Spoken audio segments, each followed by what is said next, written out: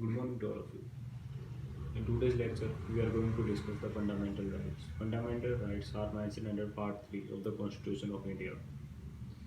This is the last part of the series of the fundamental rights.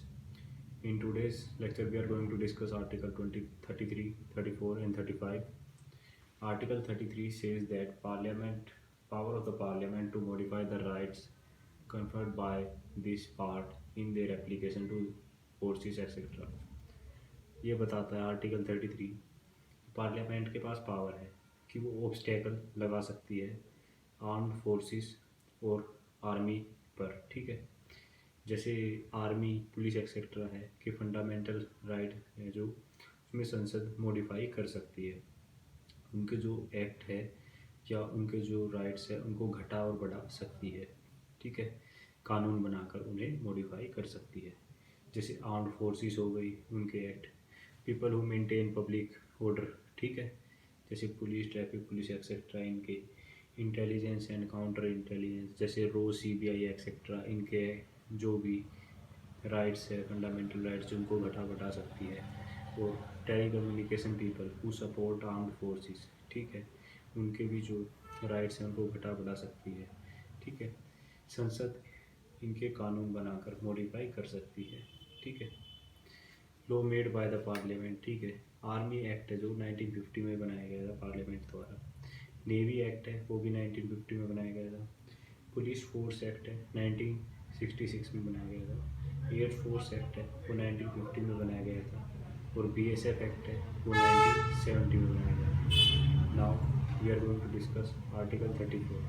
Article 34 says restrictions on rights conferred by the part while martial law is in forces in any area।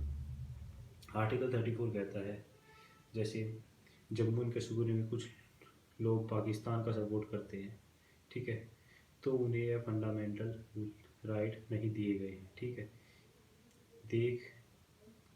देश है जो हमारा भारत है उसकी अखंडता खराब ना हो तो इसलिए कुछ लोगों के राइट छीन लिए जाते हैं, ठीक है। समझ गए आप। जैसे देश के खिलाफ कोई मतलब गलत ना बोले, हीन भावना ना रखे, तो इसी वजह से जो सरकार है वो कुछ लोगों के राइट छीन लेता है।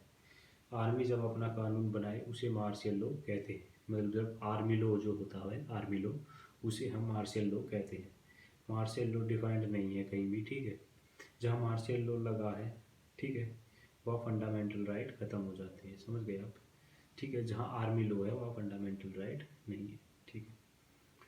नाउ आप समझ सकते हैं AF, SPA, AFSPA act, arm forces special power act to maintain law and order, ठीक है।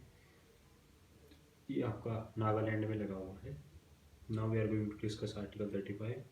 Article 35 says legislation to give effect to the provisions of this part, ठीक है। अब हम इसे पढ़ते हैं। यह जो भी कानून बनेगा, ठीक है, वो केवल पार्लियामेंट बनाएगी, ठीक है। जो भी कानून बनेगा वो पार्लियामेंट बनाएगी, ठीक है। आर्टिकल 35, ठीक है, इसको हम दो हिस्सों में बांटते हैं, part A and part B.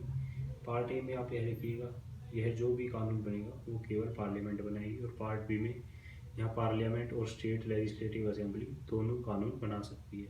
ये पार्ट बी है, ठीक है। आर्टिकल 35 पार्लियामेंट को यह अधिकार देता है कि वो आर्टिकल 16 को ख़त्म कर सकती है, ठीक है।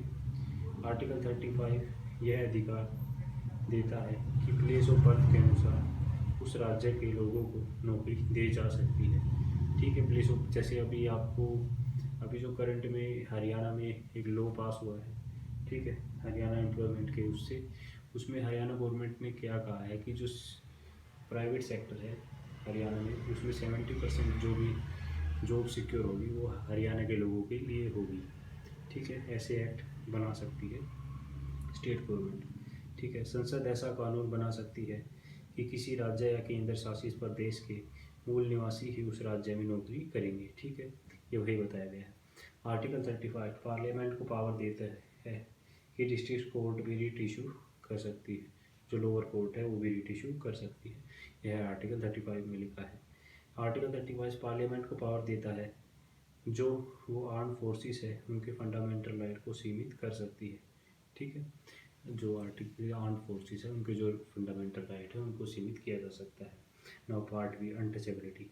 अगर छुआछात हुई है, ठीक है, कहीं पर, तब आर्टिकल 35 पार्लियामेंट और स्पेशल लेजिस्लेटिव असेंबली स्टेट जो है को पावर देता है कानून बनाने की। ठीक है, prohibition of the force labour and human trafficking. ठीक है, आर्टिकल 35 पावर देता है पार्लियामेंट को और स्टेट लेजिस्लेटिव असेंबली को कि वो force labour and human trafficking से संबंधित कानून बना सकती है।